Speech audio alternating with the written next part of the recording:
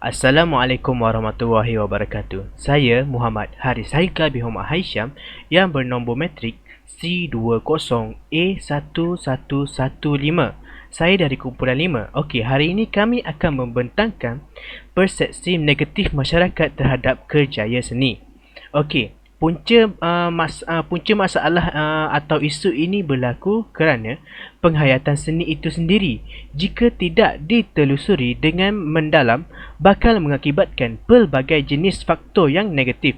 Okey, persepsi terhadap kerjaya seni di dalam konteks tulisan ini sebagai karya menjadikan kebanyakan para pengkarya tidak mampu untuk menjadikan seni itu sebagai kerjaya utama mereka.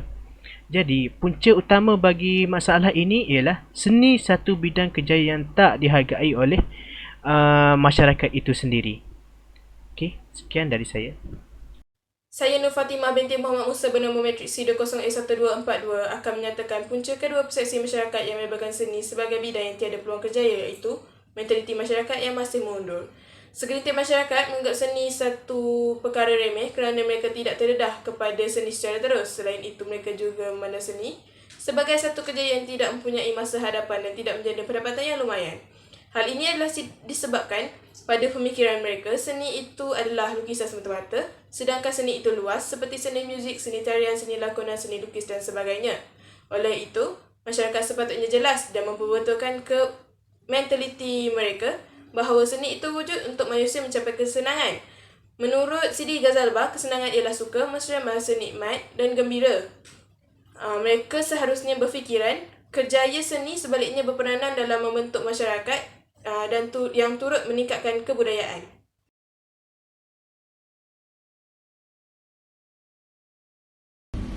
Assalamualaikum dan salam sejahtera. Nama saya Muhammad Azli bin Abdul Jari, nombor metrik C20A1061. Di sini, saya akan membentangkan langkah yang perlu diambil bagi persepsi masyarakat terhadap bidang seni, iaitu pihak yang berkuasa harus memberi penerangan mengenai bidang kerja yang berkaitan seni. Hal ini kerana sukatan pelajaran dalam bidang seni diubah dan disesuaikan dengan keperluan arus kemajuan dan kemodenan selari dengan keperluan bidang pekerjaan pada masa kini. Tujuannya dapat mendedahkan masyarakat tentang keperluan seni dalam bidang pekerjaan. Selain daripada itu, pihak kerajaan perlu menyediakan banyak peluang pekerjaan berkaitan seni kerana apabila kerajaan memperbanyakkan peluang pekerjaan berkaitan seni, maka sudut pandangan masyarakat yang terdiri daripada ibu bapa dan juga pelajar itu sendiri akan berubah. Mereka akan memandang seni itu juga adalah subjek dapat menjamin masa depan. Nama saya Ummi Khalidah binti Muhammad Jamil, nombor metrik C20A1487. Langkah yang perlu diambil bagi persepsi masyarakat terhadap bidang seni ialah dengan pihak kerajaan perlu membuka sekolah bagi yang mempunyai bakat seni seperti akademik seni budaya dan warisan kebangsaan Aswara. Hal ini kerana dapat mengasah bakat mereka sebagai pelukis, pelakon dan penggiat seni ke peringkat yang lebih tinggi dan berilmu. Hal ini bukan sahaja dapat menghasilkan karya seni, bahkan dapat menjana ekonomi. Di dalam hasil pengkaji saya dan rakan-rakan, seramai 15 orang daripada 50 orang mengatakan bahawa langkah yang perlu diambil bagi persepsi masyarakat yang menyatakan bidang seni tiada peluang pekerjaan ialah dengan mengadakan kempen bagi mewujudkan peluang pekerjaan kepada para seni yang mempunyai bakat terpendam bagi membuka mata masyarakat yang suka memperendahkan penggiat seni.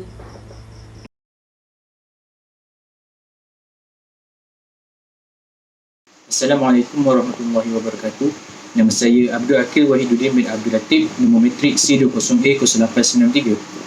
Sumber yang digunakan untuk mendapat ilmu bagi mengenal pasti punca dan menghasilkan cadangan penyelesaian tersebut, kami menggunakan 4 jenis sumber. Yang pertama, internet. Internet merupakan jalan pintas utama yang mencari maklumat dalam waktu yang singkat. Sama ada kita mencari dengan menggunakan telefon pintar atau komputer. Internet juga dapat mengakses sesuatu maklumat dengan pantas dalam jangka masa 1 minit hingga ke 5 minit. Yang kedua, soal sidik. Soal sidik merupakan salah satu kaedah yang mendapatkan sumber ilmu. Contohnya soal sidik secara terbuka, soal sidik melalui Google Form dan soal sidik tertutup. Yang ketiga, selain itu, soalan sidik juga melibatkan pemikiran induktif di mana ia melibatkan mengumpul dan menafsirkan maklumat-maklumat kemudian membuat kesimpulan. Sumber yang ketiga adalah artikel.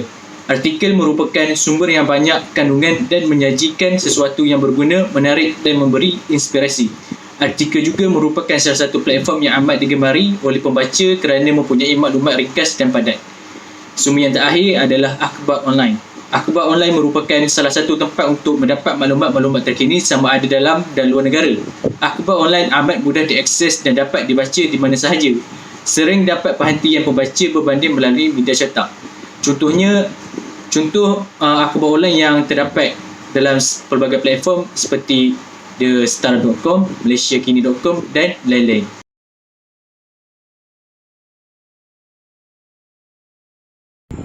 Hai, nama saya Muhammad Iqbal Firdaus bin Nordin, nomatik C20 A 1138. Saya akan membentangkan mengenai sumber. Melalui sumber yang pertama iaitu daripada Azlan Andi pada tahun 2018. Dulu saya selalu dipelekeh ambil seni ni nak jadi budak kartun, artis jalanan, budak seni juga boleh survive di industri lain, bahkan dunia korporat. Skill kreatif adalah satu demand sekarang. Apa yang saya nak tekankan, kerjaya atau profession yang tinggi permintaannya di zaman sekarang tidak sama seperti dulu. Ijazah penting, tapi pengalaman kemahiran atau disebut sebagai skill lagi penting yang telah dibuat oleh orang yang berpengetahuan dalam bidang seni. Selain itu, melalui franchising iaitu merupakan tokoh seni barat, melalui pernyataan beliau ialah seni itu sebenarnya adalah penyertaan diri seseorang.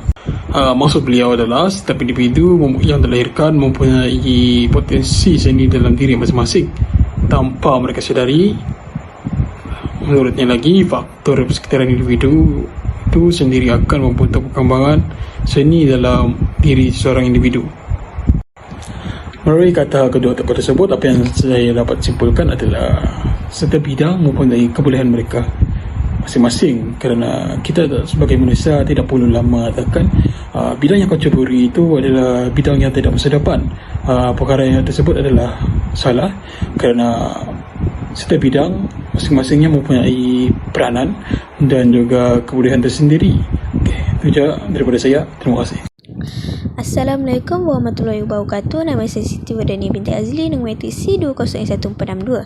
Saya akan sambung bentangan yang seterusnya, iaitu persoalan 3, kaedah perolehan ilmu. Berdasarkan panca indera, melalui kajian yang kami jalankan beranggapan bahawa perspektif masyarakat melabelkan seni sebagai bidang yang tiada peluang pekerjaan itu boleh diperoleh melalui pemandangan yang kita lihat di mana kurang pelajar yang mengambil jurusan yang berkaitan dengan subjek ini, dan juga kita dapat merasakan dan mendengarkan di mana banyak mula yang mengatakan bahawa subjek tersebut tiada peluang pekerjaan dan masa depan pelajar. Berdasarkan bidang ilmu sains kemanusiaan dan sosial, hal ini kerana bidang ilmu sains kemanusiaan juga menggunakan kaedah saintifik untuk mengkaji bidang kemanusiaan di dunia ini. Kajian yang dibuat melalui bidang tersebut mesti dapat diterima oleh akal dan pemikiran manusia. Oleh itu, segala kenyataan yang dibuat dalam bidang ini mestilah mempunyai asas yang kukuh dan mempunyai bukti serta selari dan tidak berjanggal dengan apa yang kita perhatikan di alam nyata. Itu sahaja pembintangan daripada saya. Sekian, terima kasih.